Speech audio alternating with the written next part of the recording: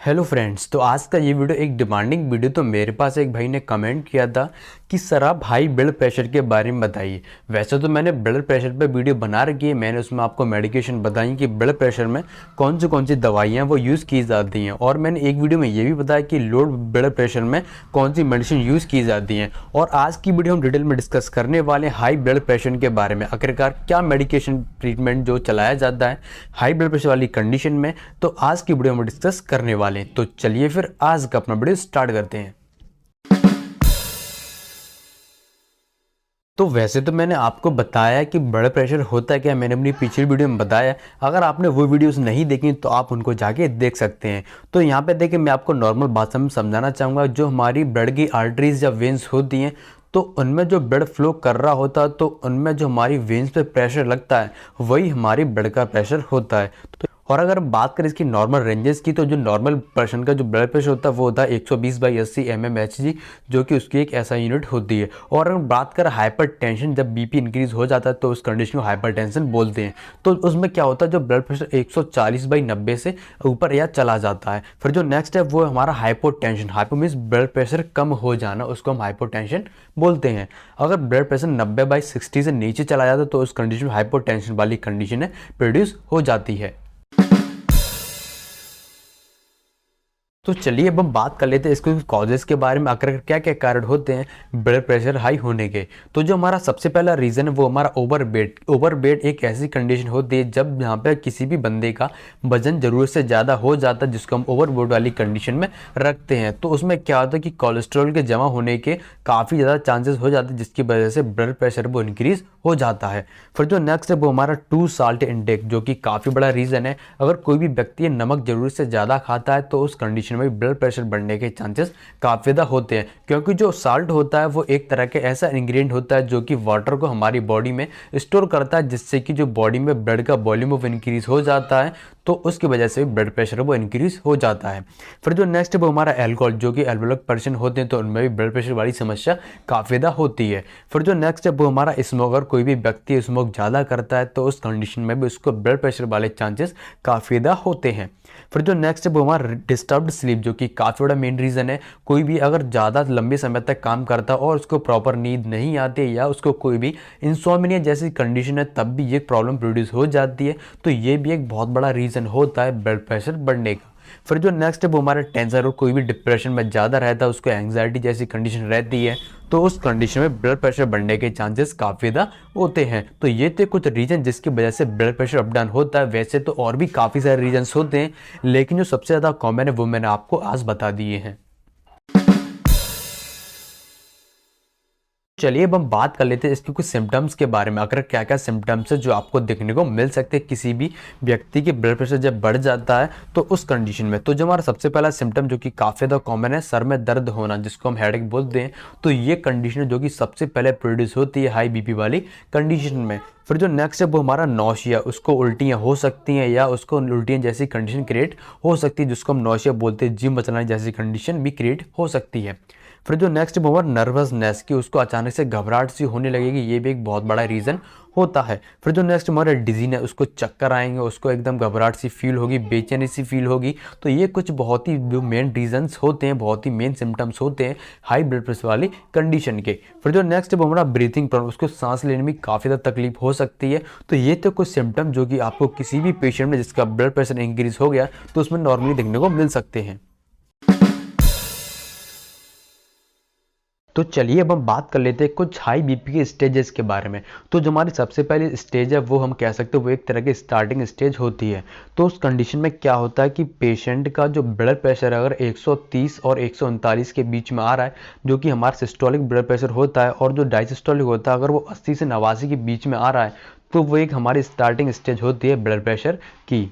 तो जो हमारी सेकंड स्टेज है वो है हमारी मॉडरेट, जिसको हम जो कि वो मीडियम वाली स्टेज होती है, जो कि इसके बाद ही आती है। अगर पेशेंट का ब्लड प्रेशर 140 से 190, मतलब जो कि सिस्टोलिक होता है हमारा 140 और डायसिस्टोलिक होता है हमारा 90 mmHg, अगर इसकी रेंज में किसी भी पेशेंट का ब्लड प्रेशर इससे ऊपर जा रहा है तो उस कंडीशन में वो एक बहुत ही ज़्यादा सीवियर प्रॉब्लम तो नहीं होती है, लेकिन आपको इस कंडीशन में डॉक्टर से तुरंत ही मिल लेना चाहिए। फिर जो हमारी थर्ड स्टेज आती है जो कि काफ़ी ज़्यादा इमरजेंसी जो केयर हम कह सकते हैं, जो कि बहुत ही ज़्यादा इमरजेंसी कंडीशन होती है। अगर पेशेंट का ब्लड प्रेशर 180/120 से ऊपर चला जाता है तो उस कंडीशन में ये बहुत ही सीवियर प्रॉब्लम होती है। तो उस कंडीशन में आपको तुरंत ही हॉस्पिटलाइजेशन की ज़रूरत होती है और आपको तुरंत ही डॉक्टर से अपॉइंटमेंट ले लेना चाहिए और आपको तुरंत ही डॉक्टर से मिलना चाहिए। और इसमें बहुत ही ज़्यादा सीवियर प्रॉब्लम ये होती है, इस वजह से आपको डॉक्टर से तुरंत ही मिल लेना चाहिए। तो ये थे कुछ प्रकार की 3 स्टेजेस जो कि हाइपोटेंशन वाली कंडीशन में आपको देखने को मिलती हैं। तो ट्रीटमेंट की बात करने से पहले मैं आपसे कहना चाहूँगा कि मैं आपको जो भी मेडिकेशन बताऊंगा वो आपको हमेशा डॉक्टर की एडवाइस पे ही यूज़ करनी है। जो हमारी सबसे पहली मेडिकेशन आती है वो होती है हमारी डायूरेटिक्स। तो आपको जैसा कि नाम से पता ही चल रहा है, डाई मीन्स आपकी जो यूरिन है उसका जो फ्लो है वो दुगना कर देना। तो वही हमारी डायूरेटिक्स का यहाँ पे काम होता है। तो जो सबसे ज़्यादा यूजफुल जो हमारी डायूरेटिक है वो हमारी फ्यूरोसमाइड, जो कि मार्केट में आपको लेसिक्स के नाम से इजीली मिल जाती है। अगर इमरजेंसी कंडीशन और पेशेंट का ब्लड प्रेशर तुरंत ही इंक्रीज हो गया है तो उस कंडीशन में उसको इंजेक्शन है वो दिया जाता है, जिससे कि जो यूरिन है वो बॉडी से, जो एक्स्ट्रा यूरिन होता है, जो एक्स्ट्रा फ्लूइड हमारी बॉडी में जमा होता है वो हमारी बॉडी से निकल जाए। और वो बहुत ही ज़्यादा सीवियर कंडीशन नहीं तो उस कंडीशन में पेशेंट को टैबलेट दी जाती है जो कि लेसिक्स के नाम से आपको मार्केट में इजीली मिल जाती है। तो ये है वो चीज़ है यहाँ पे यूज़ की जाती है आपकी हाई बीपी वाली कंडीशन में।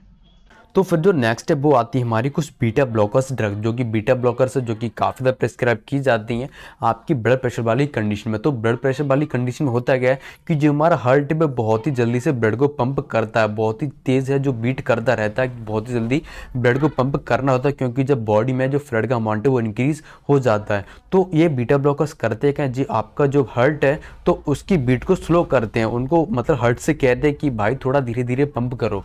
तो उसी को ये जो उसके वहीं पे हार्ट पे जाके ये ड्रग है वो काम करती हैं और हमारे हार्ट से कहती हैं कि आपको जो हार्ट है वो अपनी बीट है वो आपको स्लो स्लो बीट करानी है। तो यही बीटा ब्लॉकर्स का है वो काम होता है। तो वैसे तो काफ़ी सारी बीटा ब्लॉकर्स आती हैं मार्केट में, मीटोप्रोल, प्रोपेनोल और भी काफ़ी सारी आती है, लेकिन जो सबसे ज़्यादा यूज़ में लाई जाने वाली बीटा ब्लॉकर्स है वो होती है हमारी एटिनोल, जो कि आपको मार्केट में हिप्रेस के नाम से आपको मार्केट में ईजिली मिल जाती है, जिसकी अलग तरह की डोजेज भी होती हैं जो कि जरूरत के अकॉर्डिंग पेशेंट को प्रेस्क्राइब वो की जाती हैं। फिर जो नेक्स्ट है वो होती है हमारी लेबोटोलॉल, जो कि आपको मार्केट में ग्रेविडोल और भी अदर ब्रांड जो उसको मैन्युफैक्चर करती हैं तो आप इनको भी परचेज कर सकते हैं। लेकिन आपको जो भी मेडिकेशन मैं आपको बता रहा हूँ वो आपको हमेशा डॉक्टर की एडवाइस पर ही यूज़ करनी है। तो अब जो नेक्स्ट है वो आती है हमारी कुछ कैल्शियम चैनल ब्लॉकर्स ड्रग, जो कि काफ़ी ज़्यादा यूज़फुल होती हैं। तो जो हमारा कैल्शियम है तो उसका काम क्या होता है कि जो हमारा हार्ट को कॉन्ट्रैक्ट और वेंस को कॉन्ट्रैक्ट कराना। तो जब वहाँ पे कैल्शियम नहीं पहुँचेगा तो उस कंडीशन में हार्ट है वो कॉन्ट्रैक्ट नहीं होगा और वो वेन से वो डायरेक्ट हो जाएंगी, जिससे कि ब्लड प्रेशर कम होने के चांसेस है काफ़ी ज़्यादा हो जाते हैं। तो जो सबसे ज़्यादा यूज़फुल जो हमारी जो मार्केट में आपको इजीली मिल जाती है जो कैल्शियम चैनल ब्लॉकर हैं वो हमारी एम्लोडिपिन, जो कि आपको मार्केट में एम्लोवास के नाम से इजीली मिल जाती है। निफिडिपिन भी आपको मार्केट में इजीली मिल जाती है, जो कि सबसे ज़्यादा यूज़ में लाई जाने वाली जो कैल्शियम चैनल ब्लॉकर है वो मैंने आपकी स्क्रीन पर लिख रखे हैं, जो कि काफ़ी ज़्यादा यूज़फुल है, जिसके बारे में आपको जानकारी होना ज़रूरी है और आपको हमेशा डॉक्टर की एडवाइस पर ही ये चीज़ें वो यूज़ करनी है। तो अब जो नेक्स्ट है वो आती है हमारी कुछ रेनिन इन्वर्टर, जो कि काफ़ी ज़्यादा यूज़फुल है। तो आपको नाम से ही समझ में आ रहा होगा, रेनिन मीन्स यहीं कहीं ना कहीं आपके यूरिन से, आपकी किडनी से रिलेटेड बात हो रही है। तो ये जो रेनिन इन्वर्टर है जो कि काफ़ी ज़्यादा यूज़ में लाई जाने वाली, ये भी आपके बीपी को कम करने में काफ़ी ज़्यादा यूज़ में लाई जाती है। तो सबसे ज़्यादा यूज़फुल रेनिन इन्वर्टर है वो है हमारा टेलमीसार्टन, जो कि मार्केट में आपको टेल्मा 40 के नाम से ईजिली मिल जाती है। तो ये जो टैबलेट है इसके अंदर आपको टेलमीसार्टन जैसा कॉम्बिनेशन मिल जाता है, जिसकी अलग तरह की डोजेस भी होती हैं। तो और जो नेक्स्ट है वो हमारा रेनिन इन्वर्टर वो हमारा कैप्टोप्रिल, ये भी काफ़ी ज़्यादा यूज़ में लाया जाता है आपकी हाई बीपी वाली कंडीशन में। तो अब जो नेक्स्ट है वो आती है हमारे रेमिप्रिल टैबलेट, ये भी आपके हाई बीपी वाली कंडीशन में काफ़ी ज़्यादा यूज़ में लाई जाती है। तो ये जो टैबलेट है जो कि आपके हाइपरटेंशन वाली कंडीशन में, हार्ट फेलियर वाली कंडीशन में और स्ट्रोक वाली कंडीशन में काफ़ी ज़्यादा यूज़फुल होती है। तो ये भी आपको हमेशा डॉक्टर की एडवाइस पर ही यूज़ करनी है। तो ये थी कुछ प्रकार की ड्रग्स जो कि आपकी हाई बीपी वाली में काफ़ी ज़्यादा यूज़ में लाई जाती हैं। तो आपको ये सारी टैबलेट्स आपको हमेशा डॉक्टर की एडवाइस पर ही यूज़ करनी है। ये वीडियो हमारी सिर्फ और सिर्फ आपकी इन्फॉर्मेशन, आपकी नॉलेज पर्पज से ही होती है। तो उम्मीद करता हूँ आपको ये वीडियो इन्फॉर्मेशन काफ़ी ज़्यादा पसंद आई हुई, तो प्लीज़ वीडियो को लाइक कर दीजिए और ऐसे न्यू अपडेट चैनल को सब्सक्राइब जरूर कर लीजिए। और आप मुझे कमेंट करके भी बता सकते हैं कि मैं अगली वीडियो किस टॉपिक पर लाऊँ, ताकि आपको और नई जानकारी मिल सके और मैं अपनी पूरी कोशिश करूँगा कि मैं आपके डिमांडिंग टॉपिक पर ही वीडियो अपलोड करूँ।